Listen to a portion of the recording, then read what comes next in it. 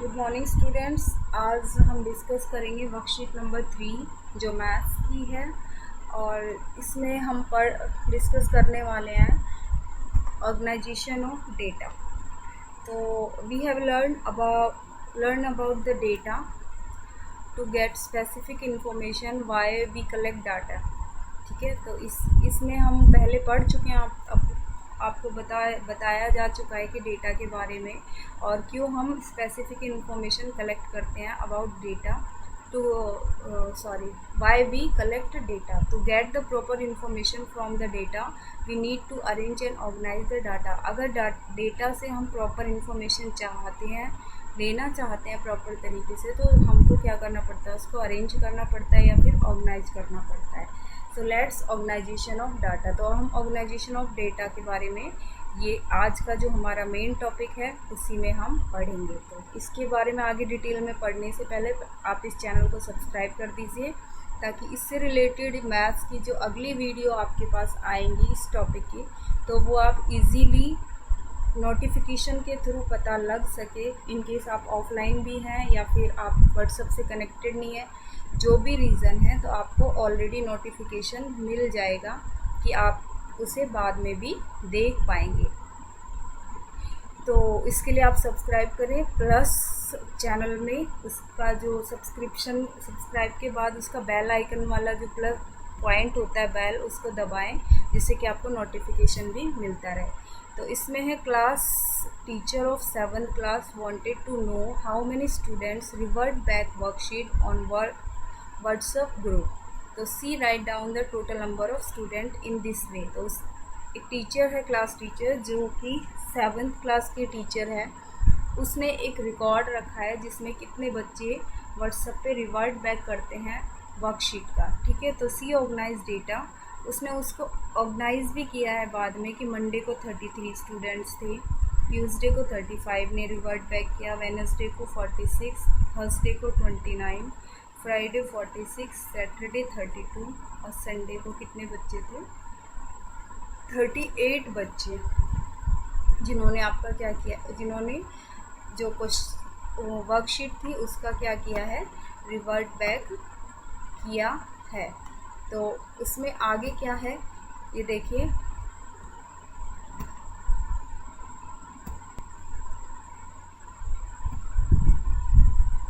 she has to send the average number of worksheet to the department that she received in the whole week. Also, she added all the number of worksheet revert by student during the whole week and divided by 7 to get the average number of worksheet.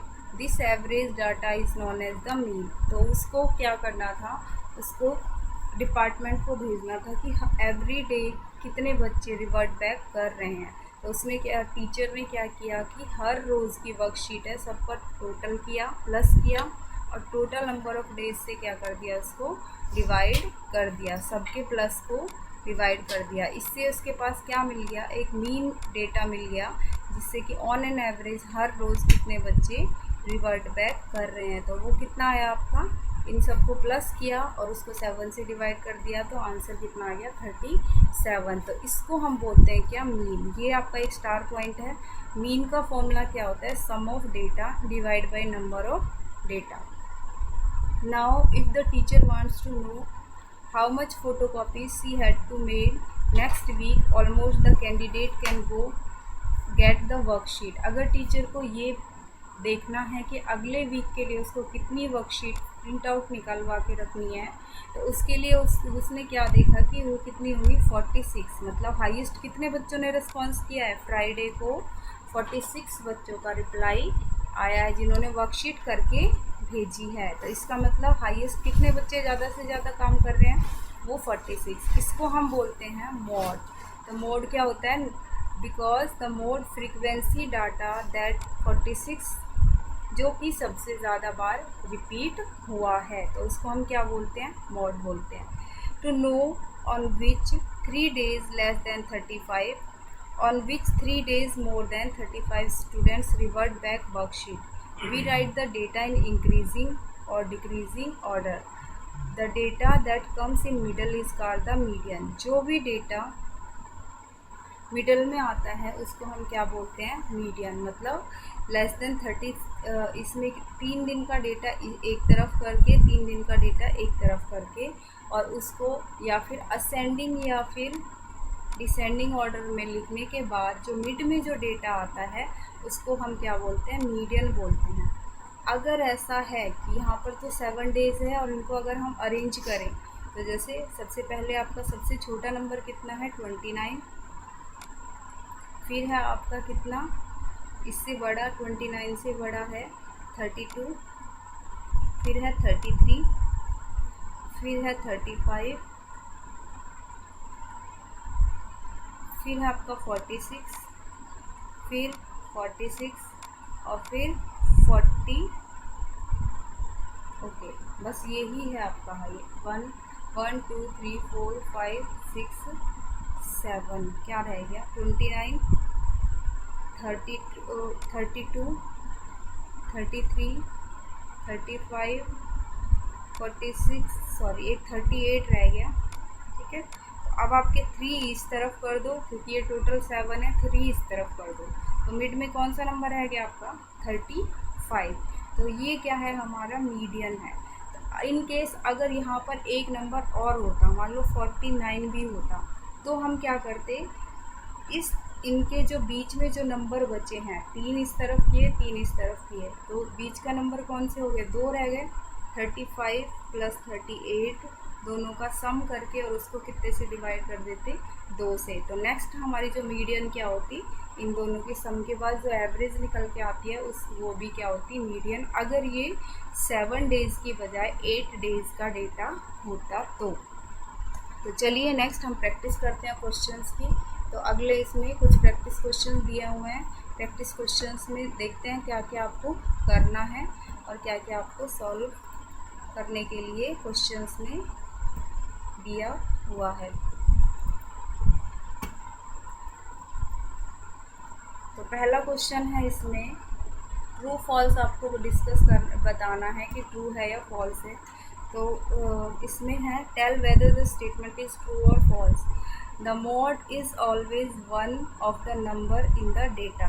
तो ये क्या है आपका, true है। Mod हमेशा वही number होता है जो कि डेटा के अंदर होता है। Mean is the one of the number in the data. तो ऐसा कोई ज़रूरी भी नहीं है, फॉल्स है। The median is always the number in the data. तो ऐसा भी कोई ज़रूरी नहीं है कि मीडियन भी जो डेटा के अंदर नंबर है वो ही हो। तो नेक्स्ट है आपका, organise the following marks in the assessment in the tabular form. तो पहले तो इनको टेबल के फॉर्म में अरेंज करना है। तो उसके लिए आपको क्या करना है, सबसे पहले नंबर्स को लिखना है, फिर टैली मार्क्स, उसके बाद फिर इधर फ्रीक्वेंसी कितनी बार रिपीट हुआ है और यहाँ पे नंबर। तो जो भी नंबर है आपके यहाँ से 1 2 3 4 5 टोटल 6 7 8 9 नंबर हैं। तो सबके 1 कितनी बार आया है आपका, एक बार, तो इसको 1 लिखेंगे। 2 कितनी बार आया है आपका, यहाँ पे 2 टाइम्स, तो यहाँ पर 2 टैली मार्क्स लगाएंगे। 3 आपका कितनी बार आया है, 3 1 टाइम्स आया है, तो यहाँ पे 1 टैली मार्क्स। 4 यहाँ पे कितनी बार आया है आपका, 3 टाइम्स, तो टैली मार्क्स 1 2 3।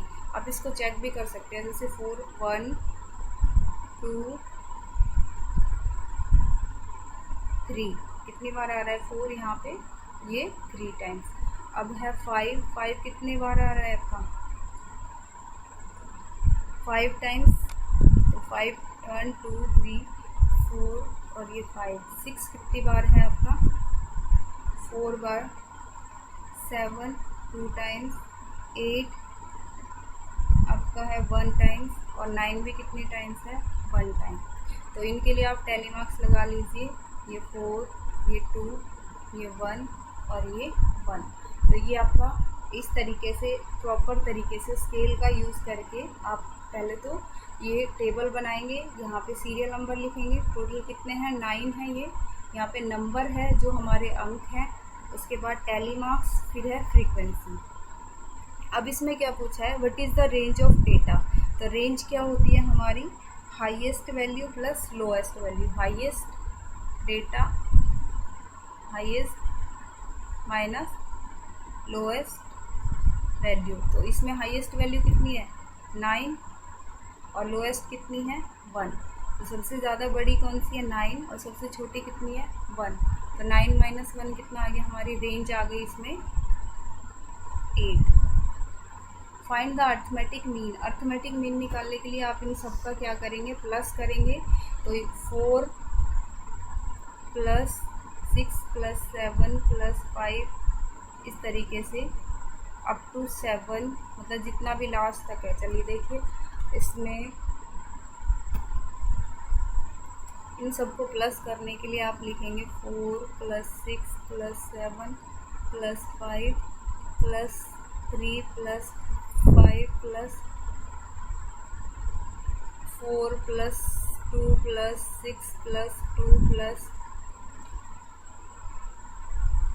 5 प्लस 1 प्लस 9, इसके बाद है plus 6 plus 5 plus 8 plus 4 plus 6 plus 7, और इन सबको डिवाइड करना है कितने से, टोटल कितने हैं ये 20।